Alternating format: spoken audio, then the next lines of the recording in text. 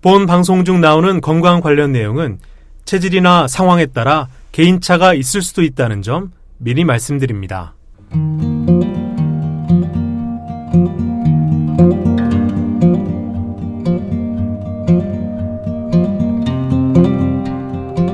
문학작품 속 생로병사의 비밀을 찾아서 북로장생. 안녕하세요. 저는 아나운서 김세원입니다. 저와 함께 북로장생을 만들어 가시는 분 소개해드리죠. 통합의학을 전공한 의학 박사시고 보건복지부 177호 전문의 한의사십니다. 유창길 원장님 나오셨습니다. 원장님 안녕하세요. 네, 안녕하세요. 건강요정 유창길 원장입니다. 자, 오늘 소개해드릴 작가는 프랑스 작가인데요. 프로스페르 메리메입니다. 네. 여성 이름 같지만 남성 작가고요. 오늘은 프로스페르 메리메의 작품 중에서 에트루리아의 꽃병이라는 제목의 소설입니다. 메리메는 1803년생이고요. 화학 교수이면서 동시에 화가인 아버지와 문학의 조예가 깊은 어머니 사이에서 외아들로 태어났습니다. 그래서 유복한 환경에서 자랐고요. 나중에 전 세계로 여행을 많이 할 수 있는 환경이었죠. 그리고 문학, 그림 등 각종 예술에 대한 조예가 깊어질 수 있었던 환경이에요. 네. 유복한 환경이다 보니까 이처럼 여행, 예술, 고고학, 역사에 대한 폭넓은 견문이 프로스페르 메리메의 작품에는 그대로 반영이 됩니다. 그래서 나중에 프랑스 단편 소설의 대가로 떠오르게 되고요. 모파상에게도 많은 영향을 준 것으로 알려져 있습니다. 네. 그리고 그 무엇보다도 메리메를 언급할 때 반드시 짚고 넘어가야 하는 부분이 있는데요. 전 세계적으로 유명한 오페라 카르멘의 원작 소설을 쓴 원작자가 바로 오늘 소개해드리는 프로스페르 메리메입니다. 네. 보통은 카르멘이라고 하는 오페라는 누구나 다 알지만 그 원작자에 대해서는 잘 모르죠. 프로스페르 메리메는 오페라 카르멘의 원작자라는 것을 기억을 일단 해주시고요. 네. 오늘 함께 읽어볼 작품은 에트루리아의 꽃병인데요. 메리메의 단편집 마테오 팔코네라는 제목의 단편집 모음에 들어있는 소설 중 한 편입니다. 이 책 마테오 팔코네에 들어있는 5편의 단편 모두가 제가 읽어보니까 참 재밌습니다.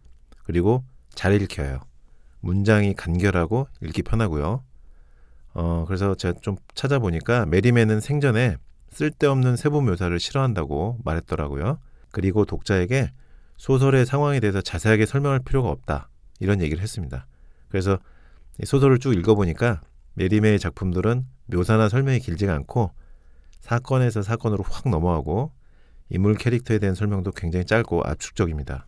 그래서 읽다 보니까 프로스페르 메리메의 성격도 실제로 간결하고 깔끔한 성격이지 않았을까 한번 유추해봤고요. 네.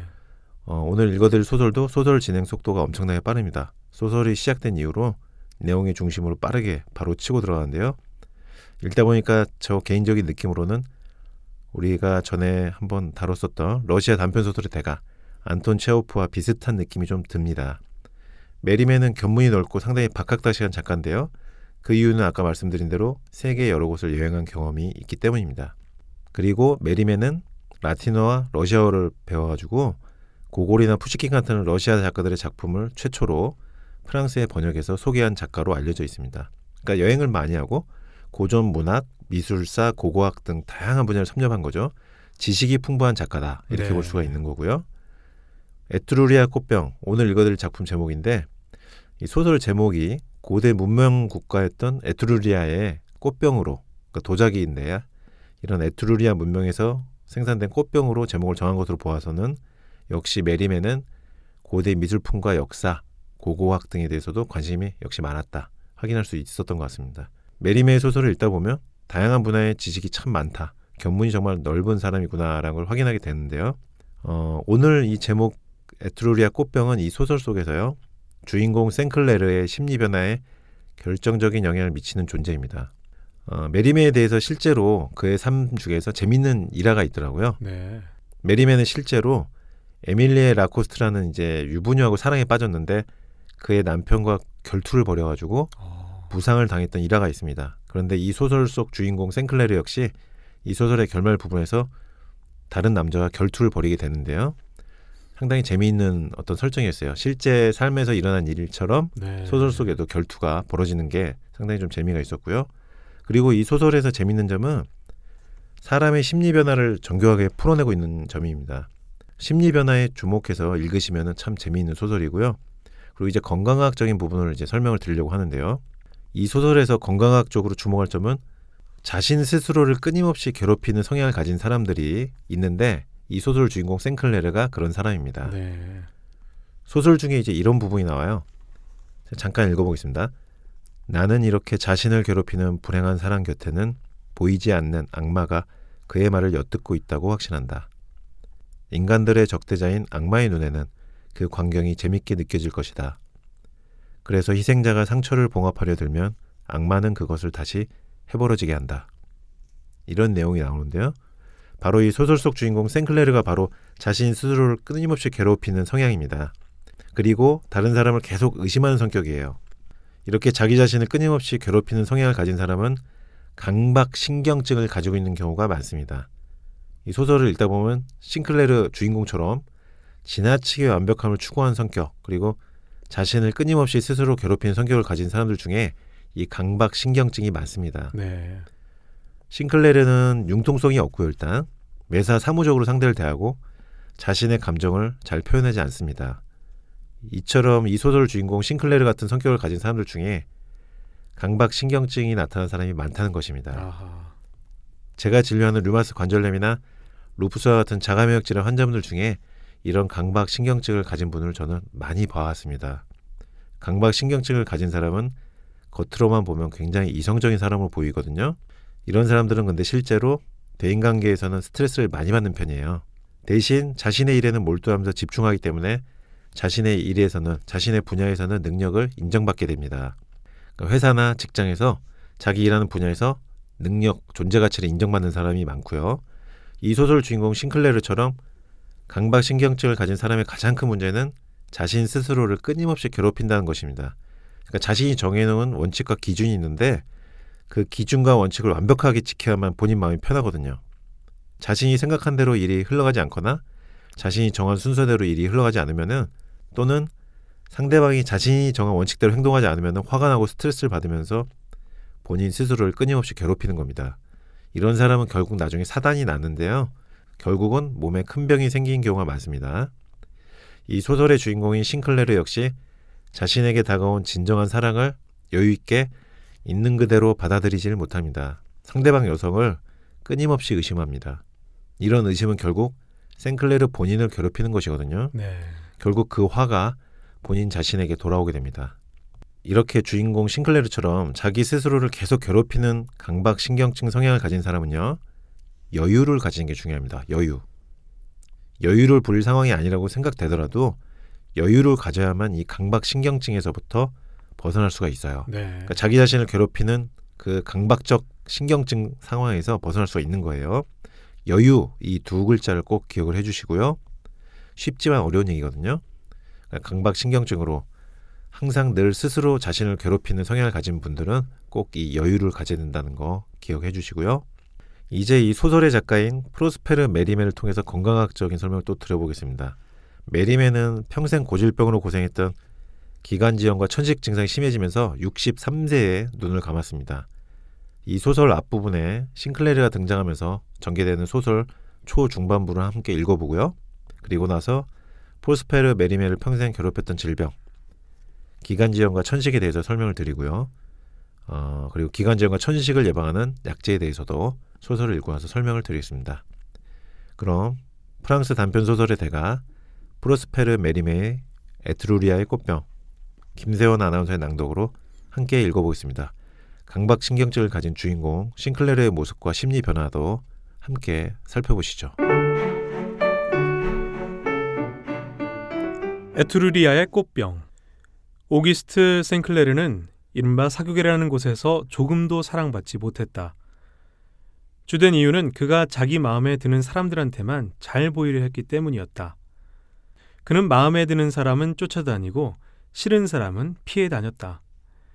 게다가 그는 모든 일에 건성이었고 무관심했다. 어느 날 이탈리아 극장에서 나오고 있을 때 A 후작 부인이 그에게 손탕 양의 노래에 대한 의견을 물었다. 그러자 그는 유쾌하게 웃으며 네, 부인! 이라고 대답하고는 완전히 다른 생각에 몰두했다. 이런 어처구니 없는 대답을 소심함으로 치부할 수는 없었다. 왜냐하면 그는 고관 대작이나 저명인사, 심지어 인기 있는 여자와 이야기할 때도 대등한 사람과 이야기하듯 당당한 태도였기 때문이다. 후작 부인은 생클레르를 천하에 버릇없고 거만한 사람이라고 단정지었다. 비 부인은 어느 월요일 저녁 식사에 그를 초대했다. 부인은 그와 이야기를 자주 나누던 사이였다. 부인의 집을 나오면서 그는 그렇게 사랑스러운 여자를 만난 적이 한 번도 없었노라고 선언했다. 비 부인은 한 달 동안 다른 사람들로부터 온갖 기지를 끌어모았고 어느 날 저녁 자기 집에서 그것들을 풀어놓았다. 이번에는 생클레르가 좀 지루해졌다. 또 한 번의 방문은 그녀의 살롱에 다시는 나타나지 말아야겠다는 생클레르의 결심을 굳히게 했다. 비 부인은 생클레르가 예의 없고 태도가 아주 나쁜 사람이라고 공표하고 다녔다. 생클레르는 천성이 유연하고 다정한 사람이었다. 하지만 평생을 가는 인상이 너무 쉽게 각인되는 나이에 감수성을 지나치게 드러냈던 그는 친구들의 놀림을 받았다. 그는 자부심과 야심이 있었고 아이들이 그러하듯 사람들의 견해에 집착했다.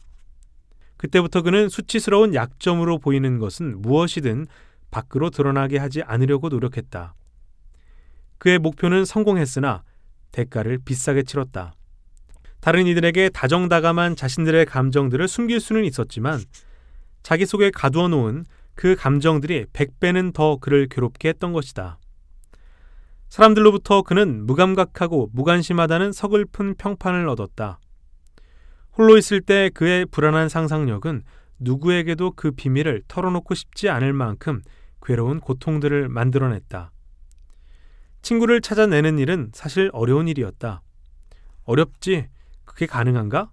서로에게 비밀이 없는 두 사람이 존재하겠어? 생클레르는 우정이란 걸 전혀 믿지 않았고 그 점은 눈에 드러났다. 그는 사극의 젊은이들과 차갑고 신중한 태도를 유지했다. 한 번도 그는 남들의 비밀에 대해 질문하는 법이 없었고 그의 모든 생각과 대부분의 행동 또한 남들에게 비밀스럽게 남아있었다. 프랑스 사람들은 자기 이야기를 하는 걸 좋아한다.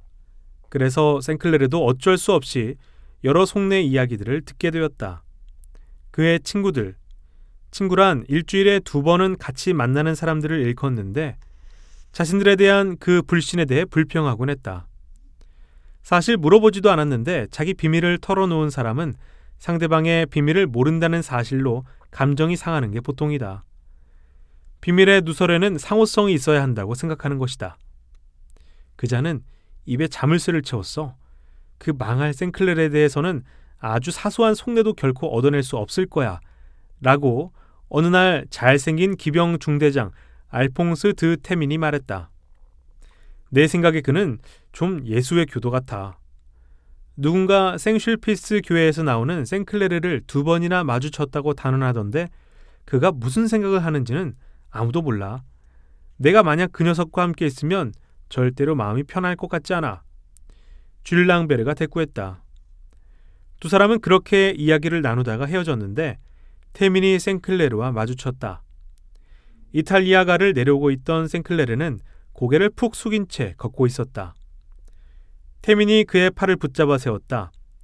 라페 거리에 도착할 때까지 테민은 생클레르에게 모 부인과의 연애담을 모두 털어놓았다. 그녀의 남편이 너무 질투가 많고 거칠다고 덧붙이기도 했다. 그날 저녁 쥘랑베르는 에카르테 카드놀이에서 돈을 잃었다. 그 후 그는 춤을 추기 시작했다.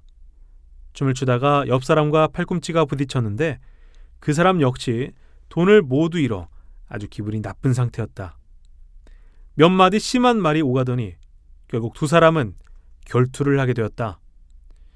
쥐는 생클레르에게 결투의 입회인이 되어달라는 부탁을 했고 그참에 돈도 조금 빌렸는데 그 돈을 갚는 일은 영원히 잊어버렸다. 어쨌거나 생클레르는 꽤 다루기 쉬운 사람이었다. 그의 결함은 자기 자신에게만 해가 될 뿐이었다. 그는 친절했고 대개는 다정했으며 성가시게 구는 일은 드물었다. 그는 여행을 많이 했고 독서도 많이 했는데 누가 강요해야만 자신의 여행과 독서에 대해 이야기했다. 게다가 그는 키가 크고 몸매도 좋았다. 용모는 귀족적이고 재기 발랄했으나 대개는 근엄한 편이었다. 하지만 미소에는 우아함이 가득했다. 중요한 사실을 한 가지 잊었다. 생클레르는 모든 여자들에게 세심했고 남자들보다는 여자들과의 대화를 더 찾아다녔다. 그가 사랑을 했을까? 그건 단언하기가 어렵다. 단지 이처럼 냉정한 사람이 사랑을 느낀다면 그가 선호하는 대상은 아름다운 마틸드 드 크루시 백작 부인일 거라는 것만은 확실했다. 생클레르는 젊은 과부였던 그 여자의 집을 부지런히 드나들었다.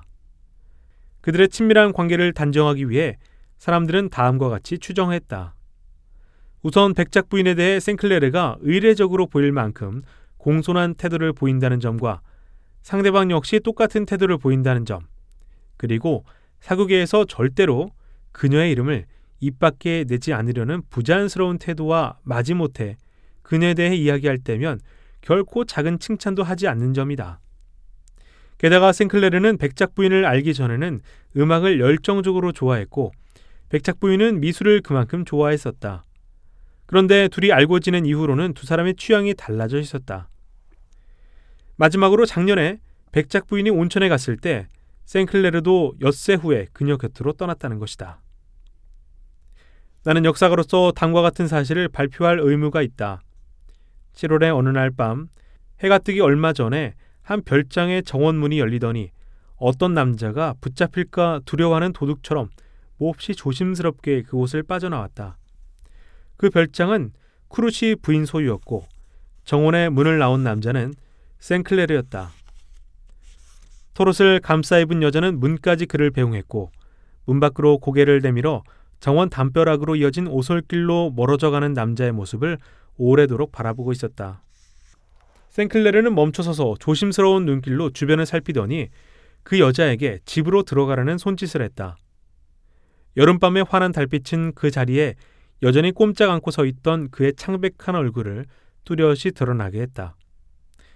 생클레르는 발걸음을 돌려 그녀에게 다가가 부드럽게 그녀를 품에 안았다. 그는 그녀에게 들어가라고 재촉을 하면서 여전히 그녀에게 할 말이 많았다. 그들의 대화는 6분이나 계속되었는데 그때 밭으로 일하러 나오는 농부의 목소리가 들렸다. 키스를 주고받은 뒤 문이 닫혔고 생클레르는 단숨에 오솔길 끝으로 걸어갔다. 그는 익숙한 길을 따라가고 있었다. 때로는 기쁨을 겨워 펄쩍펄쩍 뛰면서 지팡이로 덤불숲을 내려치며 달려갔다. 때로는 멈춰서거나 천천히 걸으면서 동쪽 편을 자줏빛으로 물들이는 하늘을 바라보기도 했다. 반 시간을 걸은 후에 그는 여름철을 지내려고 새들어 있던 작은 외딴 집 앞에 도착했다. 그는 가지고 있던 열쇠로 문을 열고 집 안에 들어가 커다란 소파에 몸을 던졌다. 그렇게 누워 두 눈을 고정한 채 입가에는 부드러운 미소를 그리며 생각에 잠겼고 뜬 눈으로 몽상에 들었다. 상상력은 오로지 행복한 생각만을 떠오르게 했다. 매 순간 정말 행복하다라는 생각이 들었다. 드디어 내 마음을 이해하는 사람을 만났어. 그래, 그 여인은 내가 찾던 이상형이야. 친구이자 애인이야. 성격도 좋고 마음은 또 얼마나 열정적인지. 그래, 그 여인은 나를 만나기 전에는 결코 사랑을 한 적이 없어. 세상사에는 언제나 허영심이 끼어들기 마련인지라 그는 곧이어 그녀가 파리에서 가장 아름답다라고 생각했다. 그리고 동시에 그 여자의 온갖 매력을 머릿속에서 그려내고 있었다. 사국의 엘리트들이 모두 그 여자를 우러르고 있는데 그 여자는 나를 선택했다. 그 경기병 연대장은 잘생긴 데다 용감하고 그다지 건방지지도 않다. 그 젊은 작가도 수채화를 꽤 잘 그리고 속담극도 멋지게 연출하지 않는가? 발칸 산도 직접 보고 DA 비치 휘하에서 근무했다는 러시아의 리블레이스도 있지 않은가? 특히 카미우 T는 확실히 재기가 넘치고 훌륭한 매너에 이마에 멋진 칼자국도 있는데. 그런데 이들의 요구를 모두 물리치고 나를 선택한 것이다. 그러면서 또다시 후렴구를 덧붙였다. 얼마나 행복한지. 정말 행복해. 그는 자리에서 일어나 창문을 열었다. 숨을 쉴 수 없었기 때문이었다. 그리고 나서 산책을 했고 집으로 돌아와 다시 소파에서 뒹굴었다. 행복한 연인은 불행한 연인 못지않게 권태로운 법이다. 내 친구 하나는 빈번히 두 가지 상황 중 하나에 빠져 있곤 했는데 자신의 얘기를 털어놓으려면 나에게 훌륭한 식사를 제공하는 방법밖에 없었다. 밥을 먹는 동안만은 연애 얘기를 실컷 늘어놓을 수 있었으니까. 하지만 커피를 마시고 난 다음에는 반드시 화제를 바꾸어야만 했다. 나의 독자들 모두에게 식상한 대접을 할 수는 없었으므로 생클렐의 행복한 연애 이야기는 독자들에게 면제해 주도록 할 것이다. 게다가 뜬구름 속에 언제까지나 머물러 있을 수는 없는 법이다. 생클레르는 피곤했다. 그는 하품을 했고 기지개를 폈으며 날이 훤히 밝아오는 것을 보았다. 마침내 그는 잠을 자야 한다는 생각을 했다. 잠에서 깨어 시계를 보았을 때는 옷을 입고 겨우 파리로 달려갈 시간이 남아 있었다. 알고 지내는 몇몇 젊은이들과 파리에서 점심 겸 저녁을 먹기로 돼 있었던 것이다. 이제 막 또 한 병의 샴페인 마개를 뽑았다. 그것이 몇 병째인지는 독자의 상상에 맡기겠다. 다만 모두들 동시에 말하고 싶어하는 순간 머리 좋은 사람들이 머리 나쁜 사람들의 걱정거리를 파악하기 시작한 순간이 왔다는 것만 알면 된다. 그리고 청년들의 식사 시간에는 그런 순간이 빨리 찾아왔다. 바라건대 알퐁스 드 테민이 말했다. 그는 영국에 대해 이야기할 기회를 절대 놓치지 않았다. 영국에서처럼 파리에서도 자기 애인을 위해 건배하는 일이 유행이었으면 좋겠어. 그래야 우리 친구 생클레르가 누구 때문에 한숨 짓는지 정확히 알 수 있잖아. 그렇게 말하면서 그는 자신의 잔과 옆 사람들의 잔을 채웠다. 생클레르는 조금 당황했지만 곧바로 대답을 하려고 했다. 하지만 줄랑베르가 선수를 쳤다. 그런 관습에 절대적으로 찬성, 그리고 채택. 줄랑베르가 자신의 잔을 들며 말했다. 파리의 모자 가게 아가씨들을 위해 건배. 30대 여자나 애꾸와 절름발이는 거기서 제외.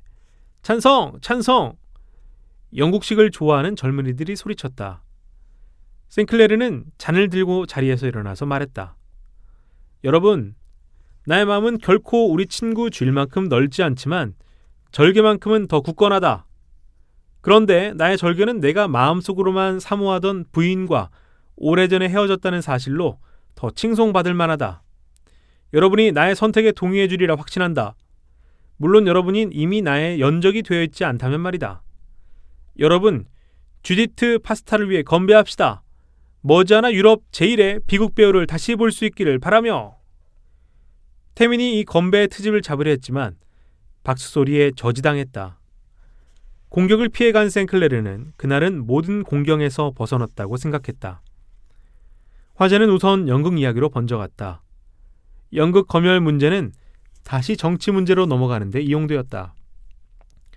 웰링턴 경에 대한 이야기에서 영국 말에 대한 이야기로 영국 말에 대한 이야기는 자연스러운 연상작용을 거쳐 여자들 이야기로 이어졌다. 젊은이들에게는 멋진 말이 최우선이었고 그 다음은 아름다운 연인일 정도로 그 두 가지가 최우선의 욕망 대상이었다. 그러자 그토록 갖고 싶은 이 대상들을 어떻게 차지할 것인가에 대한 문제로 갑론을박이 이어졌다. 말들은 돈만 주면 살 수 있고 여자들 역시 돈으로 살 수 있다. 하지만 그런 여자들에 대해서는 논하지 말자. 생클레르는 이 미묘한 주제에 대해서는 별로 경험이 없음을 겸손하게 주장한 다음 여자의 마음에 들기 위한 첫째 조건은 특별해지는 것, 즉 다른 사람들과 달라지는 것이라고 결론지었다. 하지만 특별하다는 것에 대한 일반적인 공식이 있나? 그는 그렇게 생각하지 않았다. 그렇다면 자네의 생각에 절름발이나 곱추는 제대로 걷거나 등이 곧은 사람보다 여자 마음에 드는 일에 있어 더 우위에 있다는 건가? 쥐리 물었다. 자네는 얘기를 너무 과장하고 있어. 하지만 내 주장의 모든 결과를 받아들여야 한다면 그렇게 하겠네. 예를 들어 만일 내가 곱추라면 자살하지 않고 여자를 정복하고 싶어 할 거야. 우선 나는 두 종류의 여자들에게만 호소를 하겠지. 진정한 동경심을 가진 여자에게든지 아니면 독창적인 성격을 가졌다고 자랑하는 영국에서 괴짜라고 불리는 그런 여자들에게든지. 그런데 이런 여자들은 많아. 첫 번째 여자들에게는 내 처지에 대한 두려움과 나를 이렇게 만든 자연의 가혹함을 묘사하겠지. 여자들이 나의 운명을 측은히 여기도록 애쓸 것이고 내가 열정적인 사랑을 할 수 있다는 믿음을 갖게 하는 거야. 연적 한 명쯤을 결투해서 죽여버릴 수도 있고 극소량의 아편을 마시고 자살 시도를 할 수도 있을 거야. 몇 달 후면 꼽추라는 나의 상황은 더 이상 상대의 눈에 보이지 않게 될 것이고 그렇게 되면 그녀의 동정심이 언제 폭발하는가를 지켜보면 되는 거지. 독창적인 성격을 자처하는 여자들은 정복이 쉽지. 꼽추는 행운을 가질 자격이 없다는 게 당연지사라는 세상 규칙을 설득하기만 하면 돼. 그녀들은 곧장 그 일반적인 규칙에 반박하고 싶어 할 테니까. 생클레르가 자신의 잔을 들며 대답했다. 이런 돈 후황을 봤나? 쥐리 소리쳤다. 우리 모두 다리를 분지릅시다. 우리는 꼽주로 태어나지 못한 불행한 사람들이야. 보호제 대령이 말했다. 나는 생클레르의 의견에 완전히 동갑이야. 가장 아름답고 가장 유명한 여자들이 여러분처럼 멋진 남자들은 결코 경계하지 않을 그런 남자들한테 넘어가는 걸 매일같이 보고 있거든. 키가 3쪽 반도 되지 않는 엑토르 록황탱이 말했다. 엑토르, 일어나서 배를 눌러 포도주를 좀 더 가져오도록 하게. 태민이 더없이 자연스러웠다. 곧이어 난쟁이가 자리에서 일어났고 모두들 꼬리 잘린 여우 우화를 떠올리며 미소 지었다. 나로서는 살아가면서 점점 느끼는 건데 라고 말하면서 태민의 반대편에 있는 거울에 자기 얼굴을 슬쩍 비춰보며 말했다. 봐줄만한 얼굴과 취향을 살린 옷차림은 매정한 여자들을 유혹하는 최강의 개성이지. 그리고는 옷깃에 붙어있던 조그만 빵 조각을 손가락으로 톡톡 튀겨 떨어뜨렸다. 이런 잘생긴 얼굴과 타우브제 양복으로 일주일쯤 데리고 놀 여자들은 얻을 수 있겠지. 하지만 그런 여자들은 두 번째 만남에서부터 벌써 지루해질 거야. 사랑을 받으려면 다른 게 필요해. 사랑이라고 하는 것에 필요한 건 난쟁이가 말했다. 자, 봐. 태민이 가로막고 나섰다. 단적인 예를 들어줄까? 모두들 마시니를 알지? 그자가 어떤 남자였는지 알 거야. 영국 마부 같은 태도에 말도 꼭 말처럼 하던, 아도니스처럼 미남인데다 블럼멜처럼 넥타이를 맸었잖아. 요컨대 그는 내가 알고 있는 최고로 지루한 존재였어. 그자의 지루함에 나도 죽을 뻔했지. 그 사람과 200리를 함께 걸어가야 했었거든. 보제 대령이 말했다. 알고 있나? 여러분도 아는 리샤르 토른톤이 죽은 게 그 사람 때문이라는 거? 생클레르가 말했다. 하지만 그 사람은 퐁디호 옆에서 산적들에게 살해당한 거잖아. 쥐리 대답했다. 맞아. 하지만 마시니가 적어도 그 범죄의 공범이었다는 걸 인정하게 될 거야. 토른톤을 비롯한 여러 여행자들은 도적대가 두려워서 함께 나폴리에 가기로 했어. 마시니가 이 단체 여행에 끼고 싶어 했지. 토론토는 마시니가 합류한다는 사실을 알자마자 그자와 함께 며칠을 보낸다는 게 겁이 나서 무리보다 앞서가기로 했던 거야. 그래서 혼자 출발했고 그 나머지 얘기는 여러분들이 아는 그대로야. 토론토는 옳았어. 두 가지 죽음 중에서 그는 좀 더 기분 좋은 쪽을 택한 거지. 누구라도 그의 처지에 있었으면 그렇게 했을 거야. 그러니까 마시니가 세상에서 가장 지루한 사람이라는 내 말에 동의하는 거지? 태민이 말했다. 동의! 모두 박수를 치며 소리쳤다. 누구도 절망하게 하지 말자. 누구에 대해서 특히 그가 자신의 정치적 계획을 전개할 때는 예외를 인정해 봐주도록 하자. 쥐리 말했다. 그럼 내 인생도 인정해줘. 태민이 말을 이었다. 크루시 부인이 보기 드문 재원이라는 사실을 말이야. 한동안 침묵이 일었다. 생클레르는 고개를 숙이면서 모두의 시선이 자기에게 고정되어 있다고 생각했다. 누군들 그렇게 생각하지 않겠어? 마침내 생클레르가 말했다. 여전히 접시에 얼굴을 받고 있는 모습은 마치 도자기 접시의 꽃무늬들을 호기심으로 관찰하는 것처럼 보였다. 단언컨대 그녀는 파리의 가장 사랑스러운 3명의 여자들 중 하나야. 쥘 랑베르가 목소리를 높여 말했다. 내가 그 남편을 잘 알지. 나한테 자기 아내의 매력적인 편지를 자주 보여주었어. 보제 대령이 말했다. 오기스트. 엑토르 록황킹이 끼어들며 말했다. 자네가 그 부인의 집안에 영향력이 있다던데 나를 크루시 부인에게 소개해줘. 가을 말쯤에 부인이 파리로 돌아오면 내 생각엔 시골에 있을 때는 손님을 받지 않는 것 같아. 생클레르가 중얼거렸다. 내 말 좀 들어볼래? 태민이 외쳤다. 좌중이 다시 조용해졌다. 생클레르는 법정의 피고인처럼 앉은 자리가 불편했다. 생클레르 자네는 3년 전에는 백작 부인을 못 봤을 거야. 그때는 자네가 독일에 있었으니까. 당시 그 여자가 어떠했는지 자네는 상상할 수도 없겠지. 아름답고 장미처럼 싱싱하고 무엇보다 발랄하고 나비처럼 유쾌했지. 그런데 그녀를 찬미하는 수많은 사람들 중에 누가 그 여자의 호의를 받는 영광을 누렸는지 알아? 마신이었어. 가장 어리석고 가장 멍청한 자가 가장 재기 있는 여자의 머리를 돌게 한 거야. 꼽추라도 그 정도 해낼 수 있었을까? 그러니 내 말을 믿게나 잘생긴 얼굴과 멋진 양복으로 과감해지는 거야. 알퐁스 드테미는 더할 나위 없이 침착하게 말했다.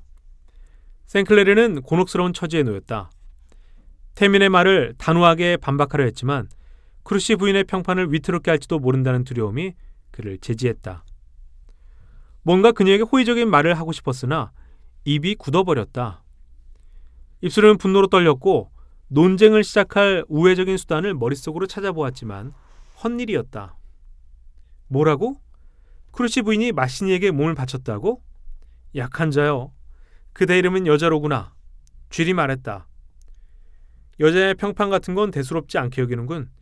약간의 기질을 발휘하려고 여자를 산산조각 내버리는 일도 허용되고. 생클레르가 무뚝뚝한 경멸조로 말했다. 그렇게 말하다가 퍼뜩 생클레르는 크루시 부인의 집 벽난로에서 수없이 보았던 에투르리아의 꽃병이 떠올라 깜짝 놀랐다. 그것은 마시니가 이탈리아에서 돌아오며 주었던 선물이었다. 상황은 명백했다. 부인은 그 꽃병을 파리에서 시골 별장으로 가져오기도 했다. 그리고 매일 아침 자신이 가져간 꽃다발을 벗겨 마틸드가 손수 에투르리아의 꽃병에 꽃을 꽂아놓곤 했다. 생클레르의 입술에서 말이 사라져버렸다.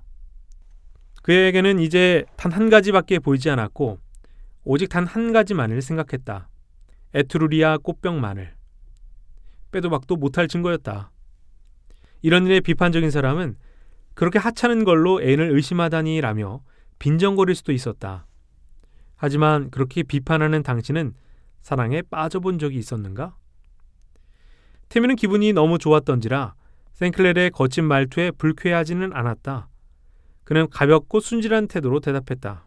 나는 그저 세상 사람들 얘기를 따라했을 뿐이야. 자네가 독일에 있었을 때는 그 일이 확실한 얘기로 소문이 나 있었거든. 게다가 나는 크루시 부인은 그다지 잘 알지도 못하고 그 부인 집에 가지 않은 게 벌써 18개월이나 되는걸? 사람들이 뭔가 잘못 알았거나 마시니 씨가 지어낸 얘기일지도 모르지.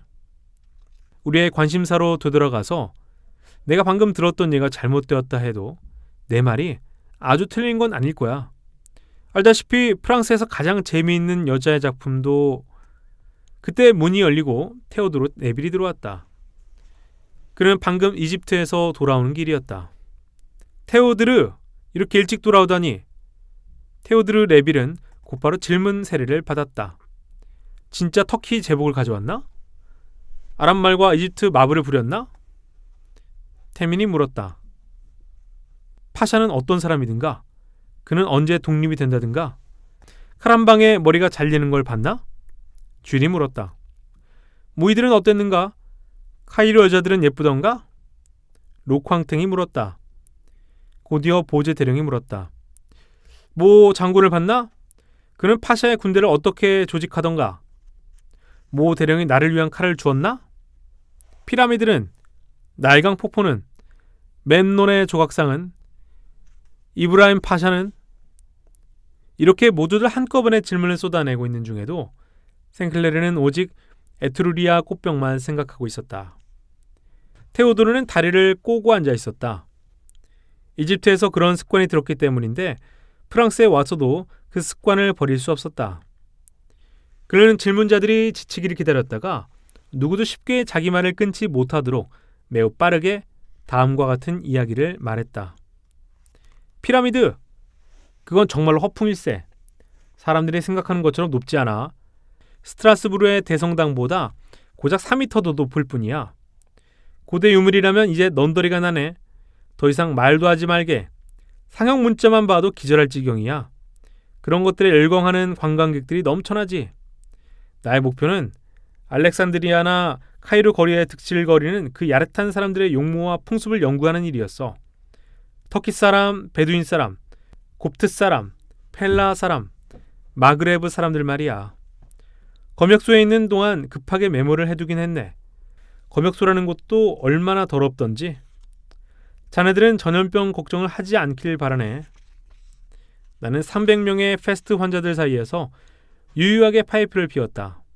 네. 아, 대령. 거기 가면 아주 잘 정비된 멋진 기마대를 볼 수 있네. 내가 가져온 화려한 무기들을 보여주도록 하지. 나는 그 유명한 무라드베이의 투창을 갖고 있어. 대령, 자네에게 줄 반월도도 있고 오기스트에게 줄 단도도 있네. 내가 가져온 버누스와 하이크도 보여주지. 내가 마음만 먹으면 여자들도 데려올 수 있었을 거야. 아브라임 파샤가 그리스에서 많이 데려왔기 때문에 여자들이 넘쳐났거든. 하지만 어머니 때문에. 나는 파샤와 이야기를 많이 나누었네.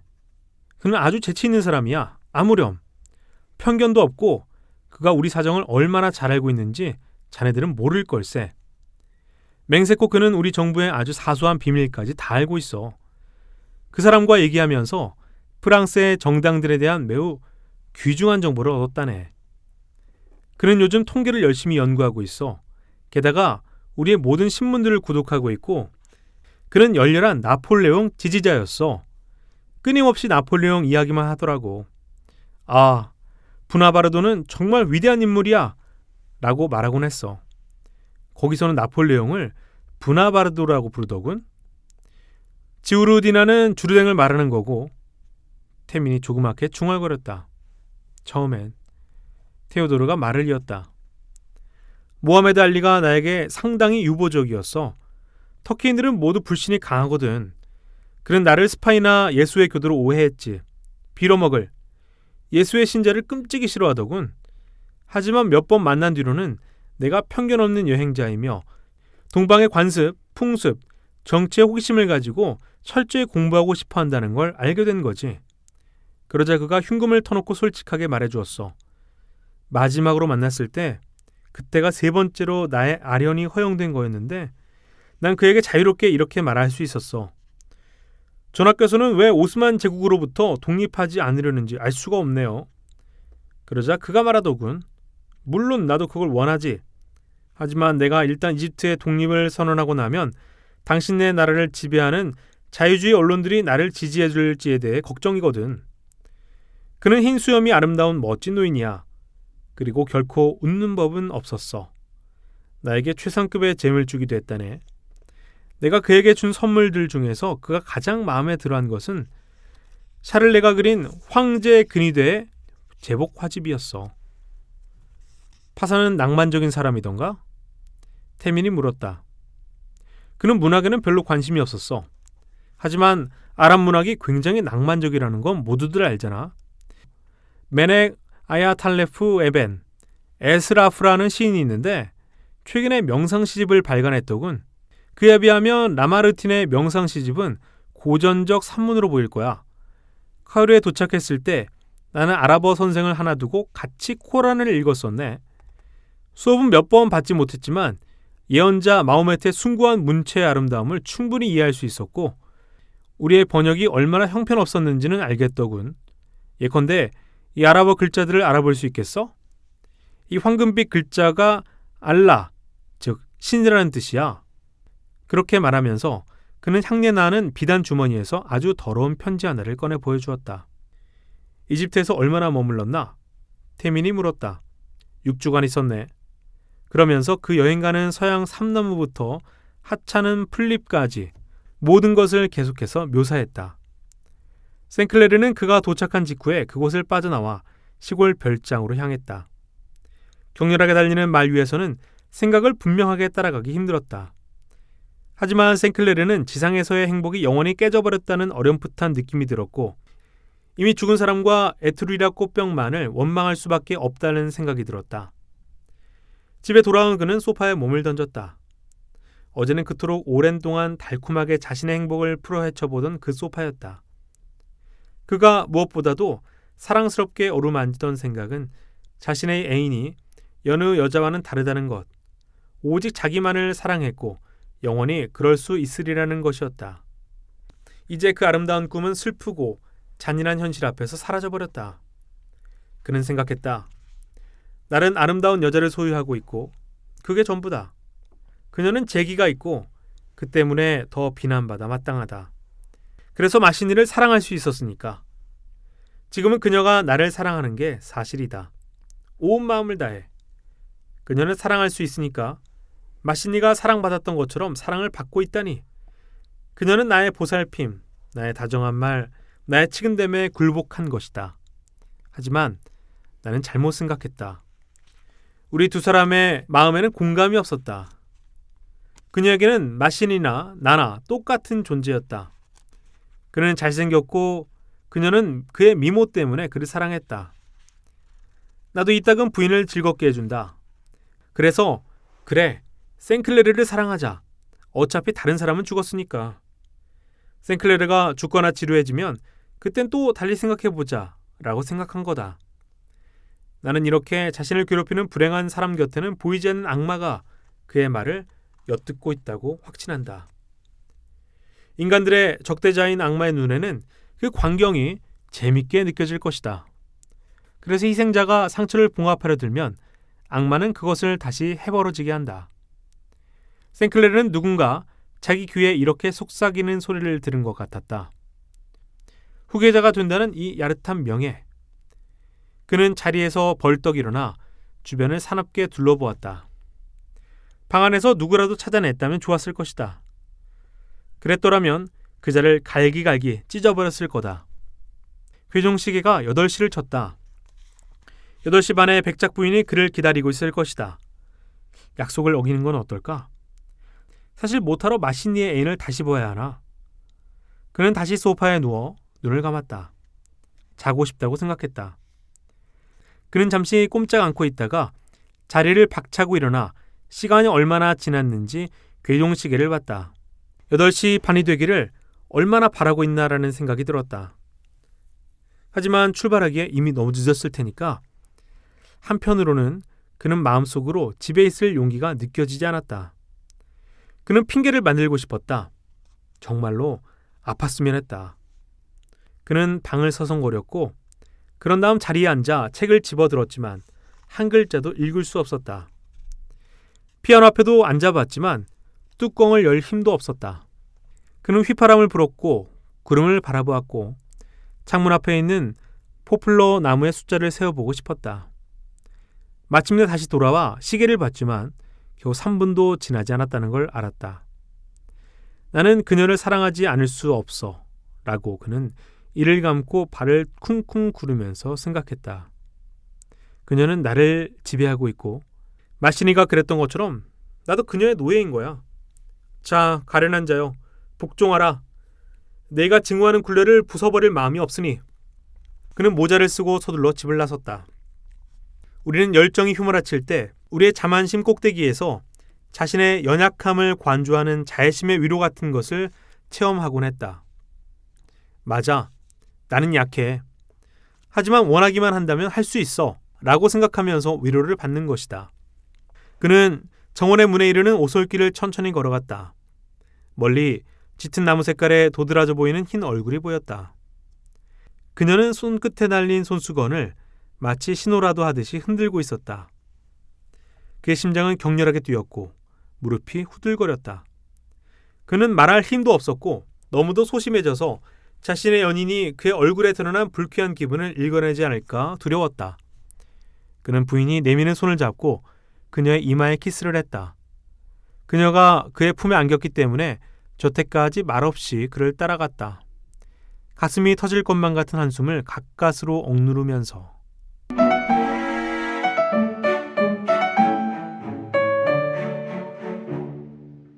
잘 들어보셨습니까? 네. 예, 주인공 싱클레르가 보여준 성향이요.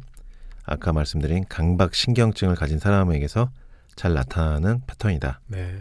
주인공 싱클레르는 자신에게 다가온 진정한 사랑을 있는 그대로 받아들이질 못해요.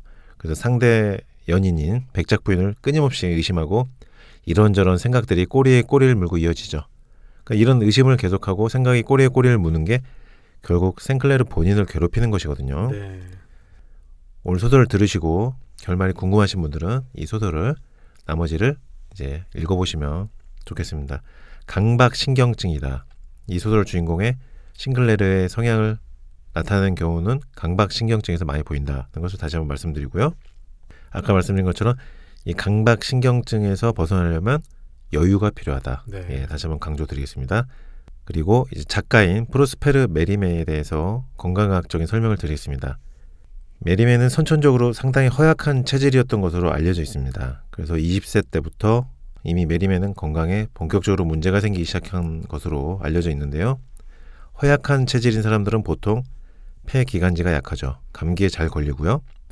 기침을 콜록콜록 하면서 가래가 나오고 기관지염, 폐렴, 폐결핵 증상 같은 것들로 고생하는 경우가 많습니다. 원래부터 허약 체질이었던 메리메는 20대 때부터 허약 체질로 인한 기관지염, 폐 증상이 본격적으로 시작되었고요. 결국 40대 이후부터는 본격적으로 호흡기 질환으로 고생하게 됩니다. 메리메는 기관지염이 악화되면서 40대 이후부터는 칸에서 요양을 하면서 머물게 됩니다. 그러다가 60대 이후부터는 기관지염이 천식으로 발전하면서 크게 고통을 받기 시작했고요. 결국 1870년 63세의 나이로 세상을 떠납니다.